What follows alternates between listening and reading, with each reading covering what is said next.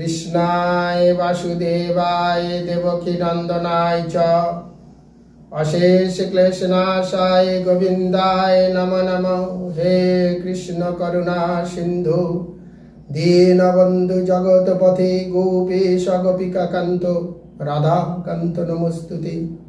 तप्त कांचन गौरंगी राधे वृंदावनेश्वरी वृषभानुसुते देवी प्रणामामि हरि प्रिये। नमो अंग विष्णुपदाय कृष्ण पृष्ठाय भूतले श्रीमते भक्ति वेदांत स्वामिनीति नामिने। नमस्ते सरस्वती देवी गौरवाणी प्रचारिणे स्वयं रूप कदमहं ददाति सपदस्तिकम्। गुरु ब्रह्मा गुरु विष्णु गुरुदेव महेश्वर गुरुरेव परं ब्रह्म तस्मै श्री गुरवे नमः।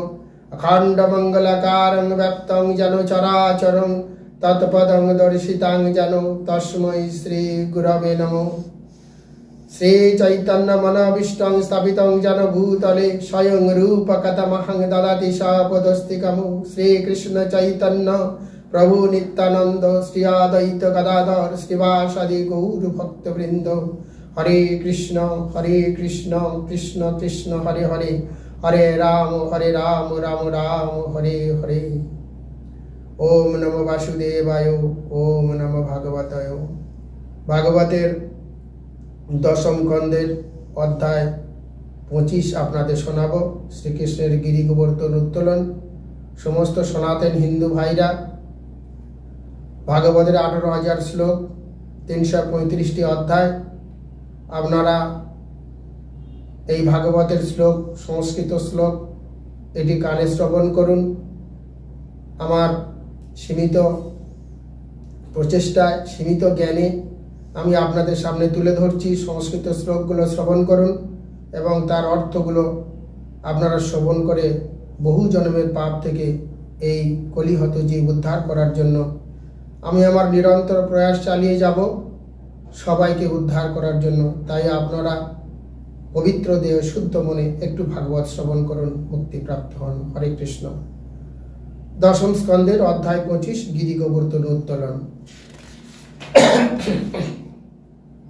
সুখদেব গোস্বামী বলছেন, ইন্দ্রস্তদাত্মনা পূজং বিজ্ঞায় বিহতাং নীচ গোপেপ্প কৃষ্ণ নাতাপ্যে নন্দনী ভস্যুকো নহ।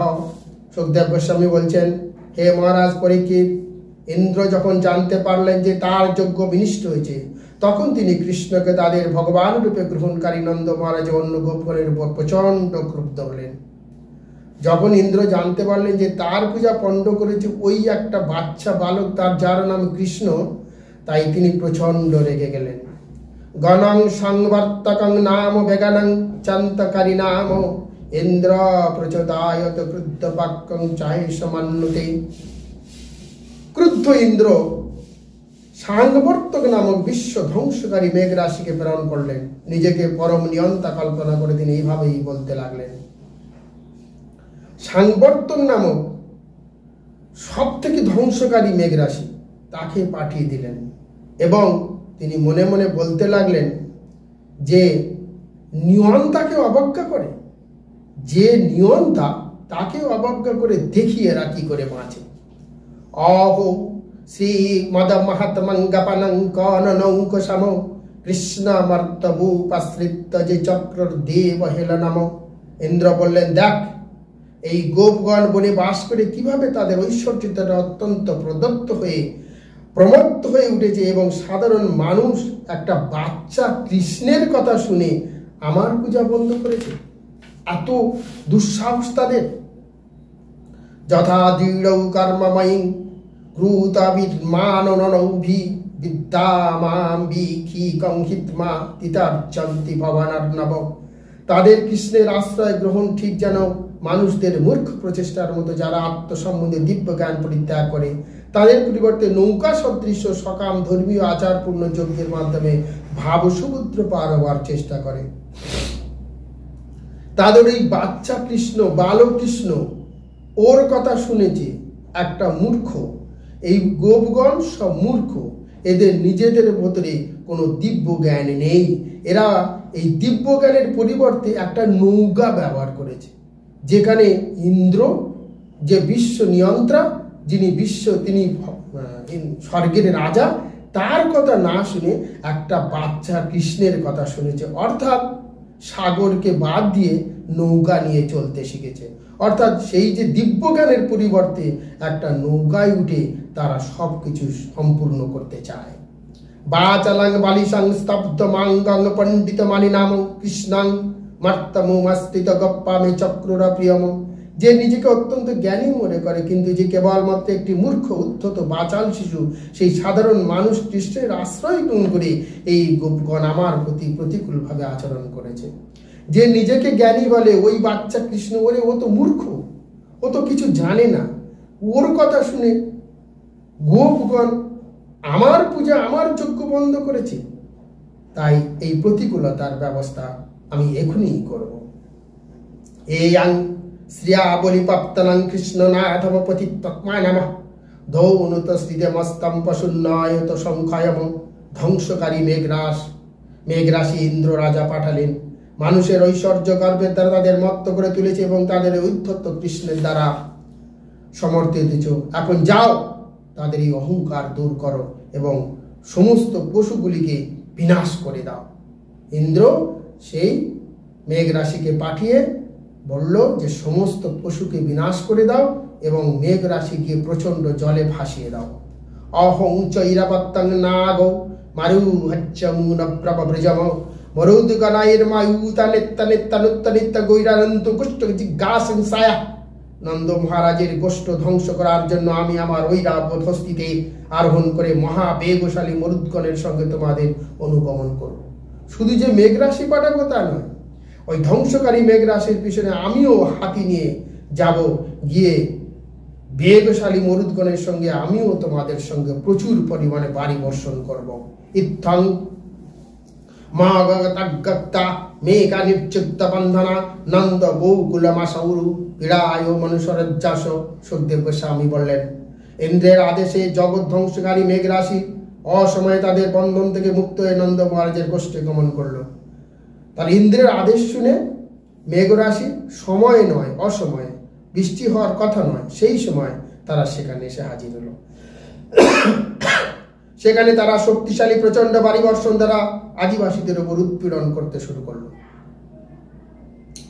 বিদ্যাতমানা বিদ্যাত বিস্তনতং স্তনায় নিতপত্তভিবি তিব্রাই মুর্বুরুদ্দনতগনায়ুক্ত নিত্যনত বৃষ জুল শর্করা। বিদ্যুৎ দ্বারা আলোকিত বজ্রের দ্বারা গর্জনশীল মেঘরাশি ভয়ঙ্কর মরুগণের দ্বারা সম্মুখে চালিত হয়, সরজে শিলাবৃষ্টি নিক্ষেপ করতে লাগলো। শুধু যে বৃষ্টি তা নয়, প্রচন্ড গর্জনশীল মেঘ থেকে প্রচন্ড ভয়ঙ্কর মরুদ্গণ আরো বিদ্যুৎ চলছে এবং সেই সাথে শিলাবৃষ্টিও নিক্ষেপ করছে। স্থূলা বর্ষ দ্বারা মুঞ্চত সভ্রেশভিঘ্নসা জলৌঘ্নি প্লাবমনা ভুনা দৃশ্যত নতন্নতম। বৃহদায়তন স্তম্ভের ন্যায় স্থূলরূপে মেঘরাশি বাড়ি দ্বারা বর্ষণ করতে থাকলে পৃথিবী প্লাবনে জলমগ্ন হলে এবং নিম্ন স্থান থেকে উচ্চ স্থানকে আর পৃথক করা গেল না। এত বৃষ্টি হলো, কোনটা উঁচু আর কোনটা নিচু কিছুই বোঝা গেল না। অত্যাসারাতীবাতেন পশব জ্ঞাত বেপন গোপাগপশ্চ শীতার্থ গোবিন্দং শরণং যজু।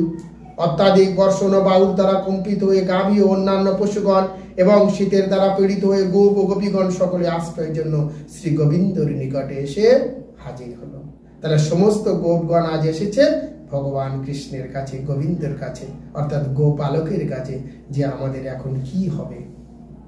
শিরসুতাংশ্চ কায়েন প্রচ্ছদাসর পীড়িতা বেপমন ভগবত পাদ মূলমুপজসু।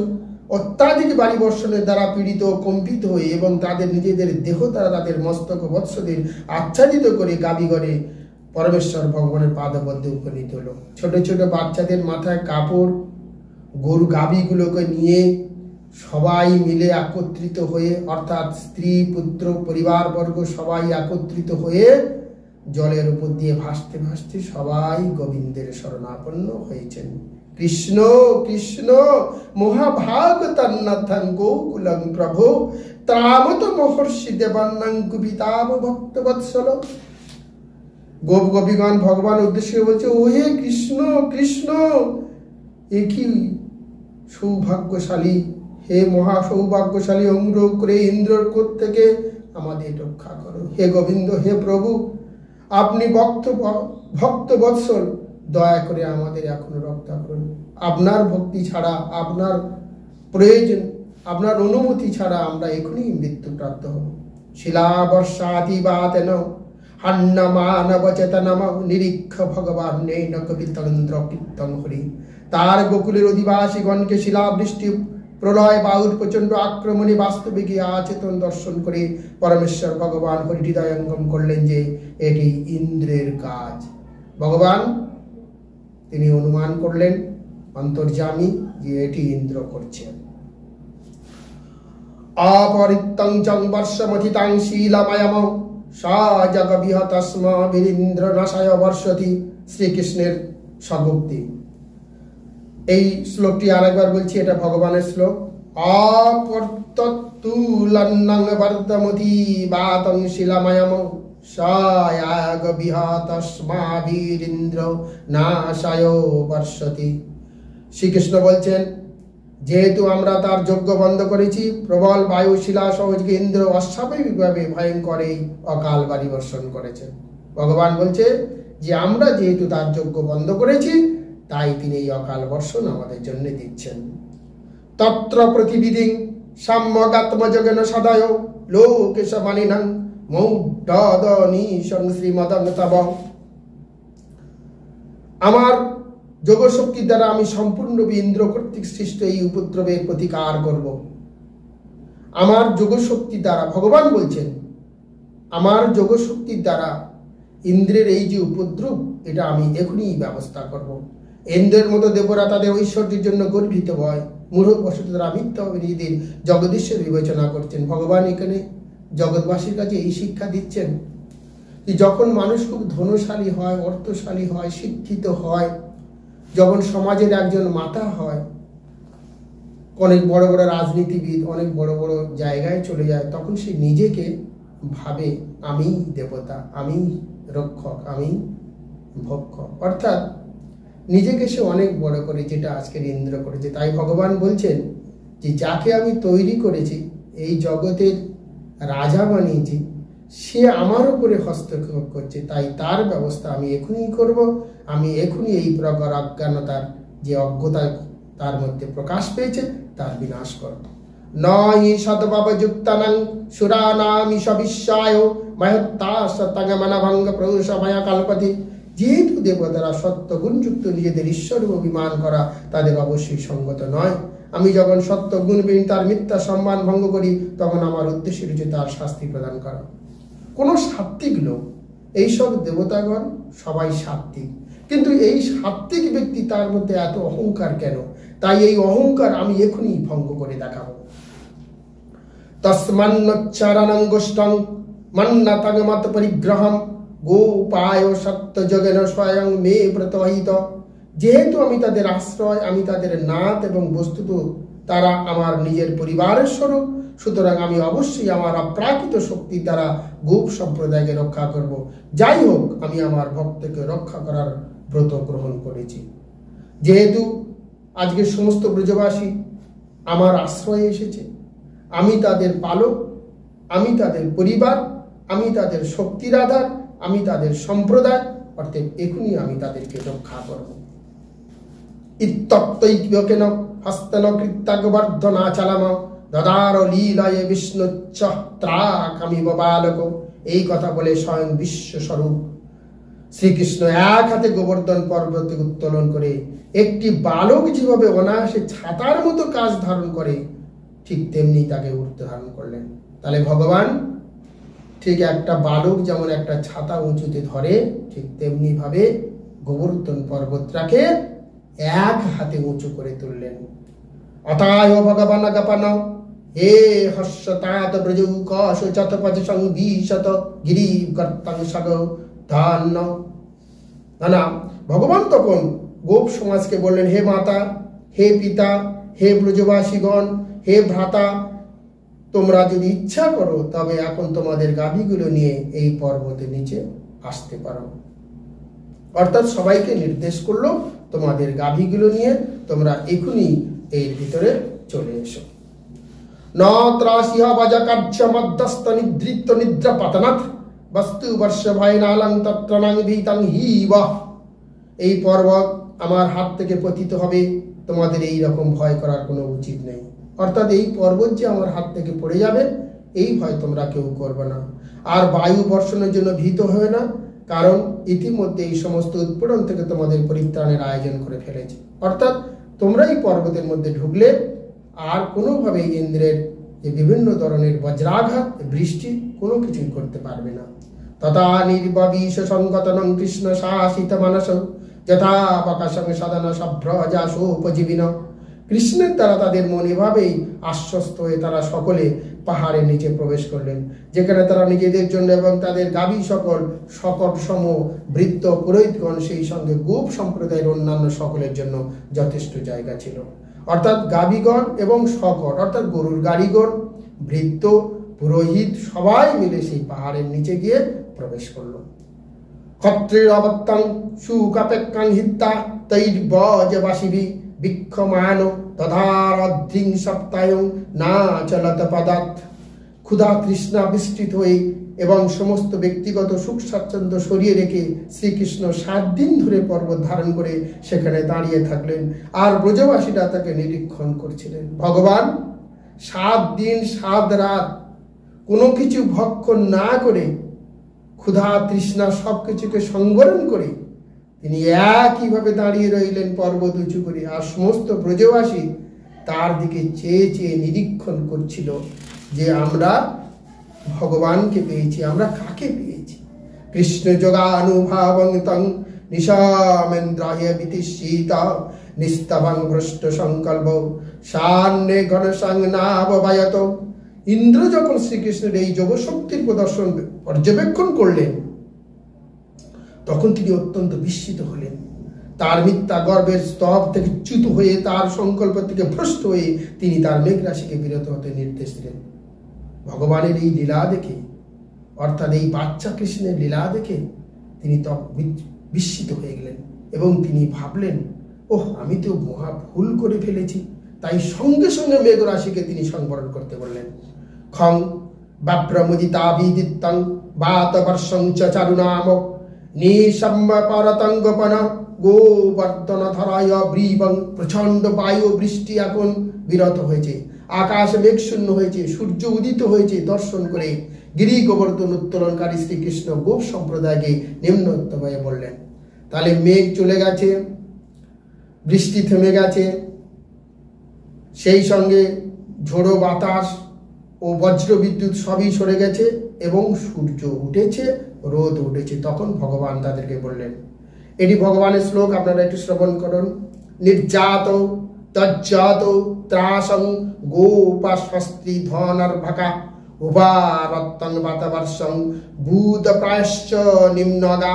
শ্রীকৃষ্ণ বললেন, হে গোপগণ, তোমাদের স্ত্রী সন্তান সম্পত্তি নিয়ে বহির্গত হও, অর্থাৎ তোমাদের পরিবার নিয়ে বেরিয়ে পড়ো, ভয় ত্যাগ করো।